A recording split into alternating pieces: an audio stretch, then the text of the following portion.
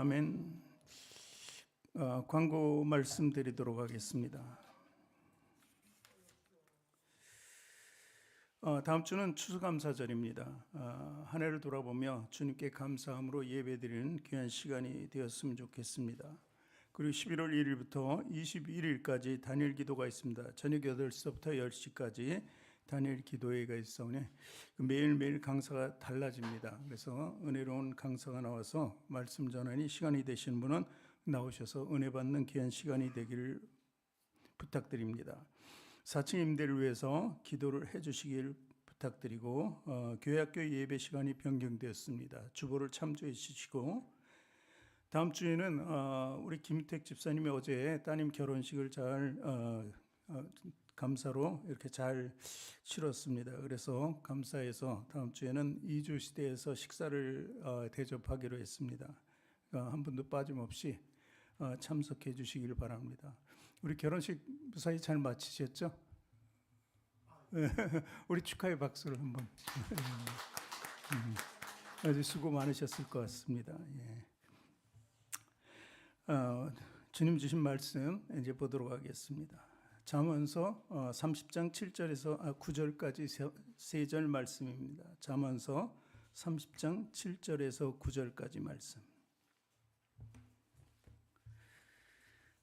제가 가진 성경은 구약 945면에 기록되어 있습니다. 구약 945면에 기록되어 있는 잠언서 30장 7절에서 9절까지 말씀입니다.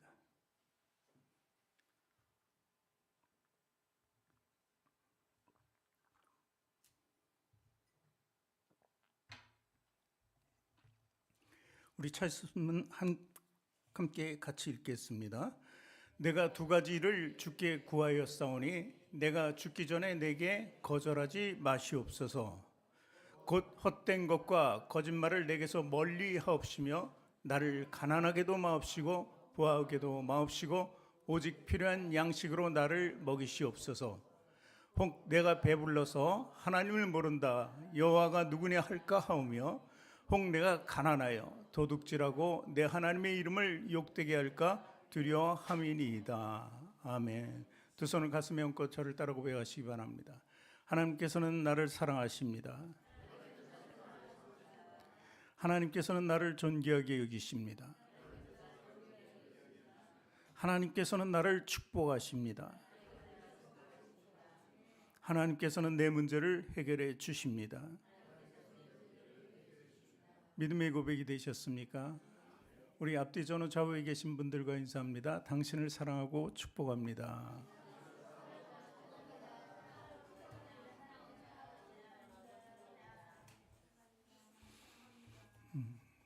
여러분 한 분 한 분을 사랑하고 축복합니다. 우리는 참 많은 기도를 하고 있습니다. 그러면서 우리 그리스도인의 삶의 모습은 과연 무엇일까 한 번씩 우리가 돌아보길 원합니다. 어떻게 살아가는 것이 그리스도의 삶인가? 우리가 할 수 있는 것은 예수님을 믿고 구원받은 뒤에 할 수 있는 것, 그것은 바로 말씀 안에 있는 것이고 그다음에 기도의 생활을 하는 것입니다. 말씀은 우리에게 매뉴얼입니다. 우리가 사는 방법과 우리가 뭐 삶에 문제가 있을 때 그럴 때 해결할 수 있는 방법까지도 다 들어있는 매뉴얼이라고 볼 수 있습니다. 그리고 하나님은 과연 어떤 분이시고 예수님은 누구시며 성령님은 누구신가, 그리고 나라는 존재는 어떻게 태어나서 어디로 가는가 하는 것을 가르쳐주는 지침서이기도 합니다. 그런가 하면 기도는 우리가 끊임없이 하나님께 간구합니다. 내 삶에 문제가 있습니다. 그리고 또 내 삶에 기쁨이 있습니다. 감사가 있습니다. 그럴 때마다 하나님께 기도를 하죠. 이것은 마치 부모와 나와의 대화와 같습니다. 그래서 하나님과 대화의 창을 여는 것이 바로 기도이고 하나님께서 또 우리 필요한 것을 무엇인가 우리에게 들으시고 응답해 주시는 통로라고도 볼 수 있는 것입니다. 거기에 우리가 한 가지 더 한다면 찬양이죠. 하나님 우리를 만든 이유가 하나님을 찬미하기 위해서.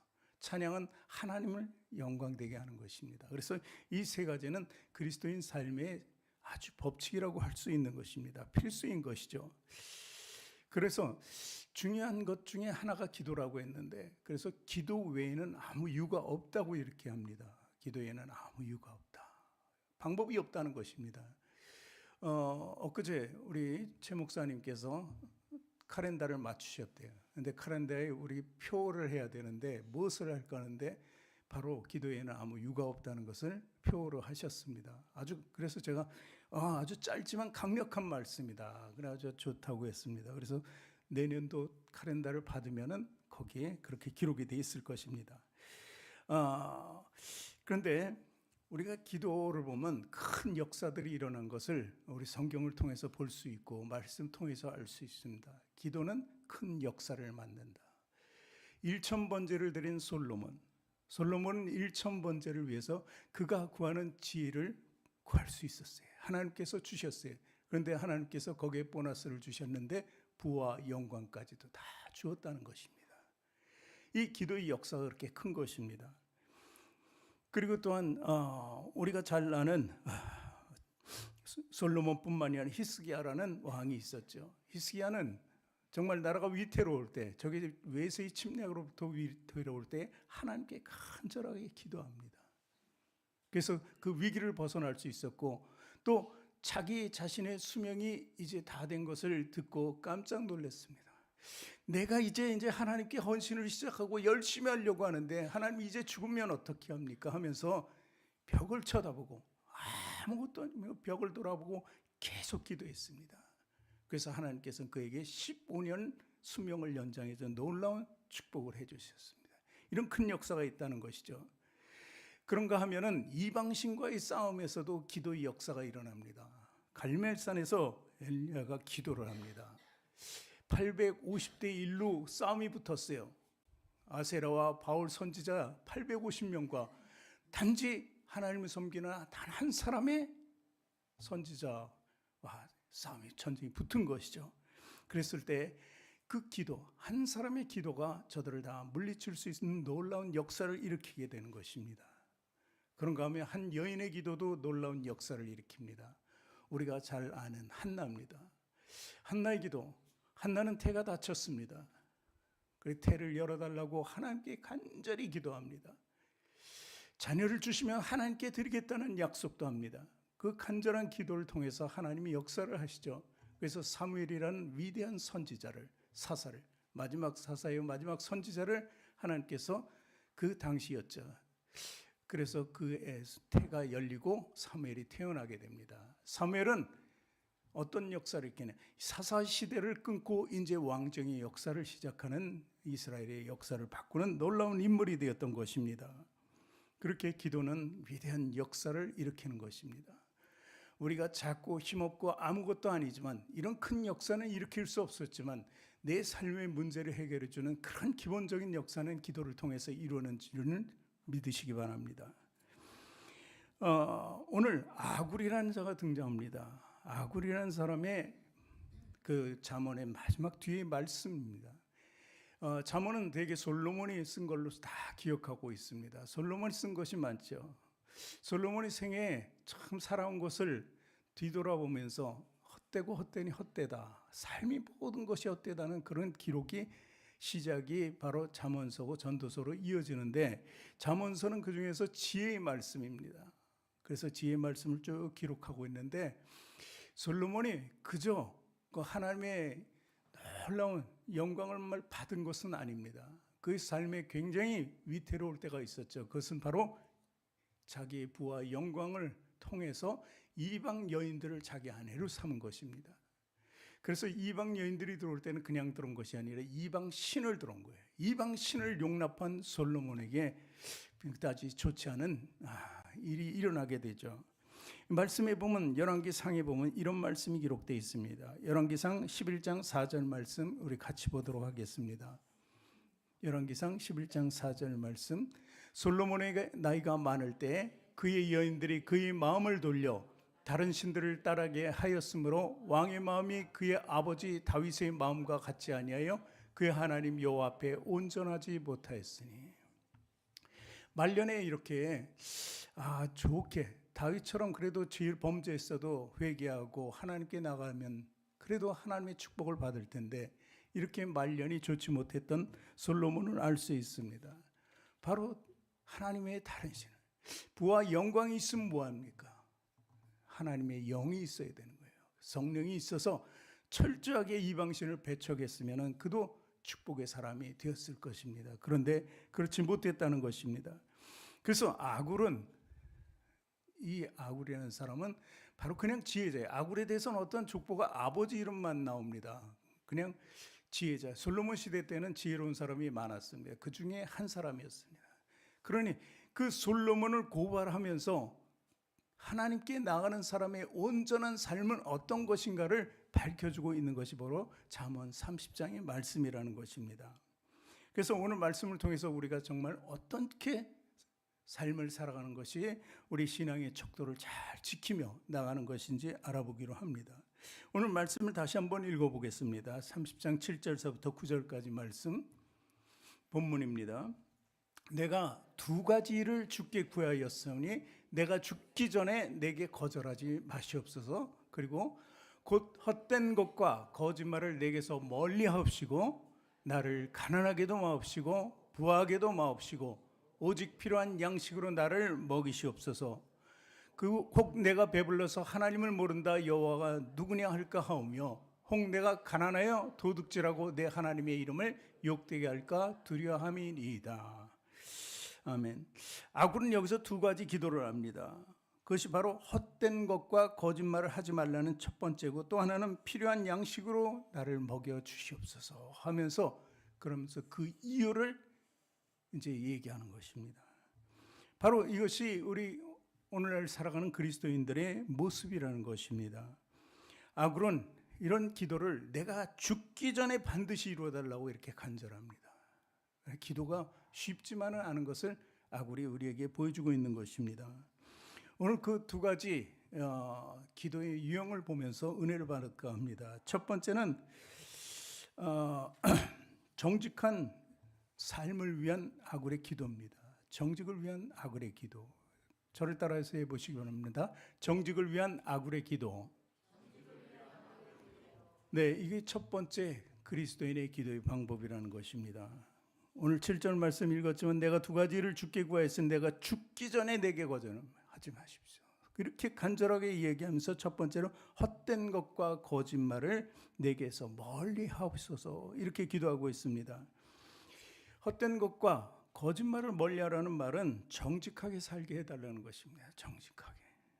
십계명 중에, 하나님이 주신 십계명 중에 바로 9번째 계명이 무엇입니까? 네 이웃에 대해서 거짓 증거하지 마라. 그러니까 거짓말을 하지 말라는 것입니다. 오늘날 그런데 사실 그렇게 살아가는 사람이 쉽지만 많지도 않습니다. 우리 살아가면서 여러 가지 거짓말도 하죠. 좋은 거짓말도 한다고 이렇게 얘기합니다. 선한 거짓말이라고 얘기하죠. 그런데 도산 안창호 아십니까?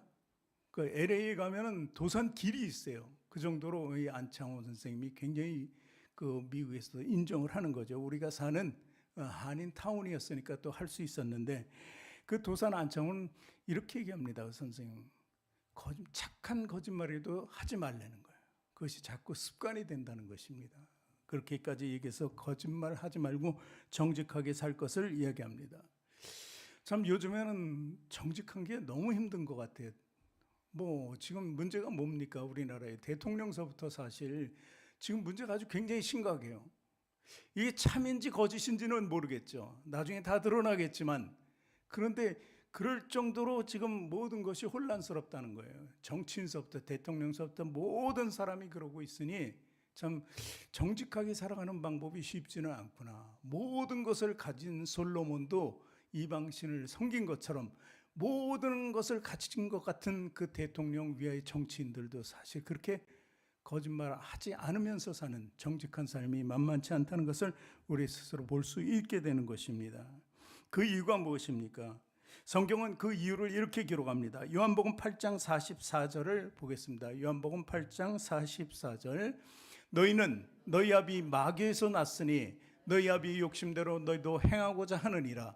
그는 처음부터 살인한 자요 진리가 그 속에 없으므로 진리에 서지 못하고 거짓을 말할 때마다 제 것으로 말하느니 이는 그가 거짓말쟁이요 거짓의 아비가 되었습니다. 거짓의 아비 마귀.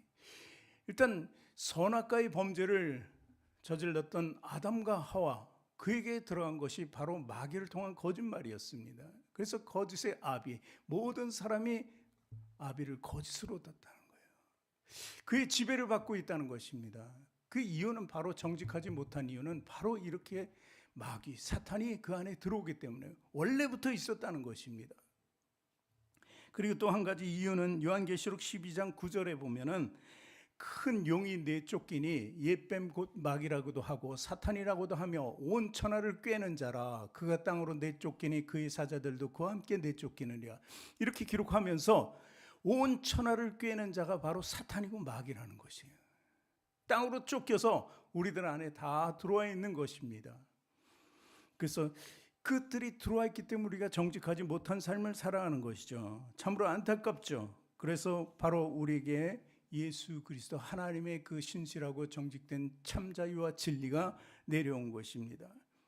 그래서 우리가 하나님을 믿는 이유가 어떤 것이에요? 마귀와 사탄을 쫓아내는 것입니다. 그들과 함께 살았던 삶을 온전히 청산하고 새로운 삶으로 나가는 것입니다. 이제는 죄된 삶 그리고 거짓된 삶을 다 내쫓고 이제 정직한 삶으로 살아가는 것입니다. 시편 15편 1절서부터 3절까지 말씀도 같이 읽겠습니다. 여호와여 주의 장막에 머무를 자 누구오며 주의 성산에 사는 자 누구오니까? 하나님과 함께 할 수 있는 사람이 과연 누구냐는 것입니다. 그러면서 여호와여 주의 장막에 머무를 자 누구니까? 주의 성산에 사는 자 누구오니까? 이런 질문을 하면서 다음에 2절을 보겠습니다. 2절 정직하게 행하며 공의를 실천하며 그의 마음에 진실을 말하며 3절 그의 혀로 남을 허물하지 아니하고 그의 이웃에게 악을 행하지 아니하며 그의 이웃을 비방하지 아니하며 이렇게 살 수 있는 사람이 바로 그리스도인이에요. 하나님의 사람이라는 것을 우리에게 보여주는 것입니다. 그래서 정직하게 살기 위해서는 정직한 영을 구해야 돼요. 아, 정직에도 영이 있구나. 시편 51편 10절에 보니까 간절하게 다윗이 바라는 것이 있어요. 하나님이여 내 속에 정한 마음을 창조하시고 내 안에 정직한 영을 새롭게 하소서. 그가 범죄한 후에 밧세바라는 한 여인 때문에 간음을 하고 사람을 죽였기 때문에 그에게 큰 범죄가 생겼어요. 그랬을 때 다시 예전처럼 그 범죄가 없었던 하나님만 섬기던 그때로 돌아가고 싶었던 거예요. 그래서 다시 한번 창조해달라고 내 영을 새롭게 해달라고 이렇게 간절하게 기도하는 모습이 바로 이 말씀이라는 것입니다. 그래서 정직한 영을 우리는 계속해서 기도로 하나님께 받기를 원해야 돼요. 그것이 바로 성령의 영이 들어오는데요. 그리스도의 영은 우리를 새롭게 해주는 거예요. 바꿔주는 거예요. 그리스도의 영이 들어오면 완전히 바뀌어집니다. 의로워지는 것이죠. 그것을 지키고 안전하게 가기 위해서는 성령님이 항상 우리 안에 계셔야 되는 거예요. 그래서 우리는 하나님의 영뿐만 아니라 그리스도의 영과 그리고 성령의 영을 간절히 구하는 기도를 해야 된다는 것입니다. 그래서 아굴은 아주 이것을 어떻게 해요? 내가 죽기 전에 이루어달라. 죽기 전에 이루어달라. 얼마나 그것을 지키기 힘들었으면 죽기 전에 죽음을 앞두고 있을 땐 더 간절하겠죠. 만약에 그 죄를 안고 죽어버리면 어떻게 해요? 우린 천국에 갈 수가 없어요. 지옥에 갈 수밖에 없다는 것입니다. 그러니까 죽기 전에 완전히 죄에 대해서 단절하는 해결을 해야 된다는 거예요. 정직해져야 된다는 것입니다. 죽기 전에 우리도 이렇게 내가 죽기 전에라는 말을 많이 쓰잖아요. 이게 얼마나 간절한 말이에요.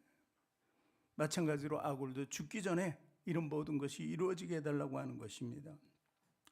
사실 헛된 것은 인생이 무가치한 것이잖아요. 솔로몬도 인생의 그 부와 영광이 하나도 자기의 쓸모없다는 것을 알았습니다.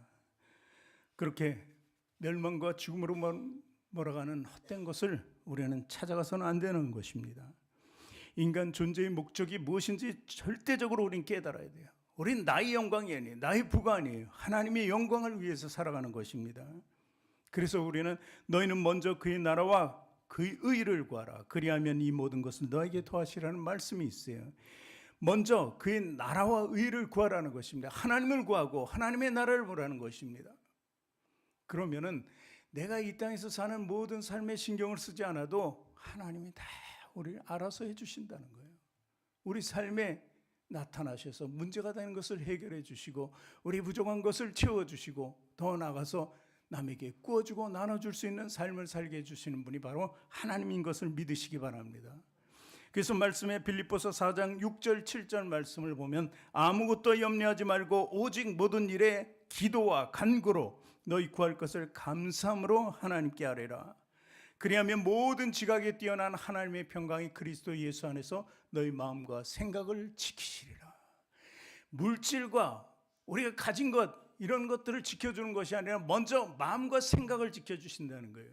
우리 마음과 생각이 온전해지면 다른 것은 다 부차적인 거예요. 그래서 우리의 기도가 간절히 필요한 것을 기억하고 있는 것입니다. 두 번째는 필요한 양식을 달라는 아굴의 기도입니다. 이건 뭐 다 우리가 기도해야 되는 거 아니에요? 먹을 것을 달라, 일용할 양식을 달라는 것은 다 기도해야 되는 것입니다. 8절 말씀에 오늘 본문 8절 말씀을 보니까 곧 헛된과 거짓말을 내게서 말리 하옵시며, 이게 첫 번째죠. 그 다음에 나를 가난하게도 마옵시고 부하게도 마옵시고 오직 필요한 양식으로 나를 먹이시옵소서, 이런 기도를 합니다. 가난하면요 참 힘들어요. 어떻게든 그 내 육신이 그것을 벗어나려고 막 몸부림치잖아요. 부하면은 자기가 게으러져요. 나태해져요. 그리고 나는 있는 것이 많아서 걱정도 없고 근심도 없다, 이러는 것이죠. 이 두 가지가 다 정말 사실 좋지 않은 것이죠. 우리 삶에 정말 좋지 않은 것입니다. 오직 필요한 양식으로 나를 먹이시옵소서는 사도 바울이 얘기했던 자족하는 사람입니다. 내 현재의 삶에 자족할 수 있어야 돼요. 그 만족이 되면은, 부족함이 없다는 그 의지로 살아가면은 세상 사는 것이 그렇게 어렵지는 않습니다.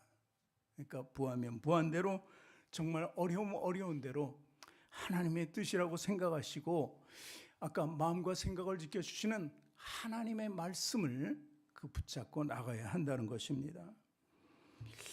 그것이 바로 하나님에 대한 의지예요. 이 필요한 만큼의 양식을 우리가 성경에서 찾은 구약의 출애굽에서 볼 수 있습니다. 출애굽한 이스라엘 백성들이 광야 40년을 그들에게 먹을 것이 없었습니다. 그럴 때 하나님께서 그들에게 필요한 양식을 주셨었죠. 만나를 주셨습니다. 만나라 그랬어요.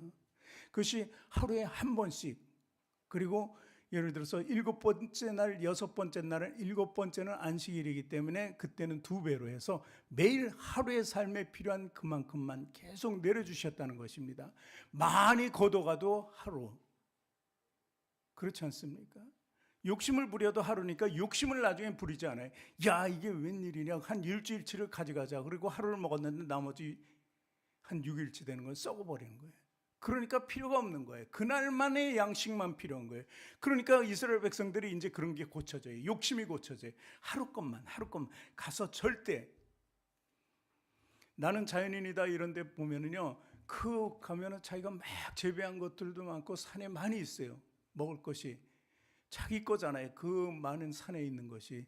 그런데 뽑을 때마다 보면은 딱 필요한 만큼만 뽑아요. 처음엔 그렇지 않았을 거예요. 웬일에 이게 많이 있네? 막 뽑았을 거예요. 근데 나중에 썩어서 버렸을 거예요. 냉장고도 없고. 그러니까 그 사람들 삶을 보면 필요한 만큼만 필요한 만큼이에요. 그래서 그 방송을 많이 사람들이 보는 것 같습니다.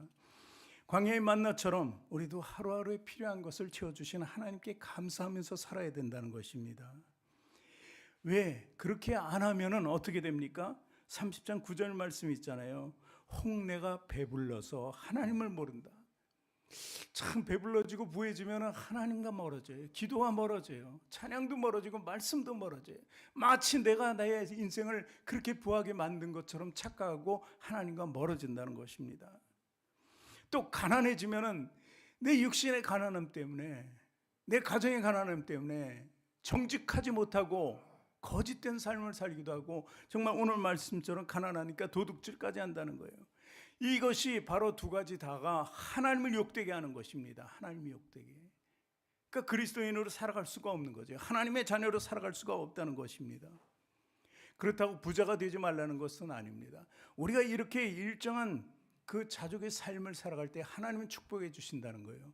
아브라함에게 내려준 축복이 있잖아요. 아브라함은 거대한 축복을 받은 사람이에요. 그리고 이삭도 맞아요. 100배의 축복을 받은 사람이 이삭입니다. 아브라함의 아들이 이삭이잖아요. 이삭의 아들 야곱은 뭐예요? 야곱은 참 그 에서 형을 속이고 아버지를 속였지만 어떻게 삼촌 라반의 집에 가서 그 있는 동안에 20년이란 그 세월 동안에 정말 거부가 됩니다. 그래서 세 대로 나눌 정도로 그렇게 많은 축복을 받게 되는 것입니다. 그리고 그 밑에 아들 중에 요셉은 어떤 사람이에요? 요셉은 정말 고난의 사람이었습니다. 형들로 인해서 정말 죽기까지 했어요. 그래가지고 노예로 팔리고, 그리고 노예로 팔렸지만 또 억울함을 당해서 죄수로 이렇게 전락했지만 하나님이 그를 축복해 주셔서 어떻게 애굽의 총리, 가장 강한 나라의 정말 군주가 되는, 완전히 군주죠. 정말 2인자였지만 그게 모든 것을 맡겼으니까 그런 축복의 사람이 됐어요. 그래서 자기 식구들을 다 구원하게 되잖아요. 기근 속에서.